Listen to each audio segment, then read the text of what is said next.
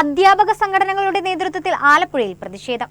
Division കുറഞ്ഞതിനെ തുടർന്ന് അധ്യാപകരെ പിരിച്ചുവിടാൻ ഉത്തരവിറക്കിയ വിദ്യാഭ്യാസ വകുപ്പിന്റെ നടപടിക്കെതിരെയാണ് പ്രതിഷേധം സംഘടിപ്പിച്ചത്. സ്കൂളുകളിൽ ഡിവിഷൻ കുറഞ്ഞതിനെ തുടർന്ന് PSC വഴി നിയമിതരായ 32 അധ്യാപകരെ പിരിച്ചുവിടാൻ ആലപ്പുഴ ഉപജില്ലാ വിദ്യാഭ്യാസ ഓഫീസിൽ നിന്ന് ഉത്തരവിറക്കിയതിനെതിരെയാണ് അധ്യാപക സംഘടനകൾ പ്രതിഷേധവുമായി രംഗത്തെത്തിയത്. CPMന്റെ അധ്യാപക സംഘടനയായ KSTA ആണ് ആദ്യം പ്രതിഷേധവുമായി എത്തിയത്.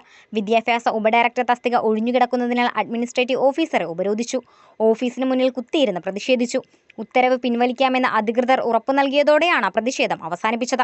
ഈ ആലപ്പുഴ ജില്ലയിൽ PSC പരീക്ഷ എഴുതി കഷ്ടപ്പെട്ട് സർക്കാർ ജോലി നേടിയ 32 അധ്യാപകർക്ക് ഇന്നു മുതൽ സ്കൂളിൽ ജോലിയില്ല എന്നുള്ള വസ്തുതയാണ്. ഈ കേരളത്തിൽ എന്തൊക്കെയാണ് നടക്കുന്നത്? വീണ്ടും ഒരു വിസ്മയം സംഭവിച്ചിരിക്കുകയാണ്. പക്ഷേ ആ വിസ്മയം ആലപ്പുഴ ജില്ലയിലെ പാവപ്പെട്ട ഗവൺമെന്റ് സ്കൂളിലെ അധ്യാപകരുടെ മുന്നിലാണ് പൊട്ടിയത് എന്നാണ് മനസ്സിലാക്കാൻ കഴിയുന്നത്.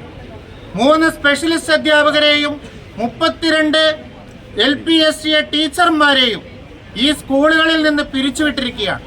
എന്ത് തെറ്റാണ് അവർ ചെയ്തത്? സ്കൂളുകളിൽ എല്ലാ വർഷവും നടക്കുന്ന തസ്തിക പുനർനിർണയം സംബന്ധിച്ച് ഇതിനു മുമ്പും അധ്യാപകരുടെ തസ്തികകൾ നഷ്ടപ്പെടാറുണ്ട്. 10 കൊല്ലമായി ഇതുപോലെയൊരു സമരം ആരെങ്കിലും കണ്ടിട്ടുണ്ടോ? തൊട്ടുപിന്നാലെ കോൺഗ്രസിന്റെ അധ്യാപക സംഘടനയായ KPSTയും പ്രതിഷേധവുമായി എത്തി.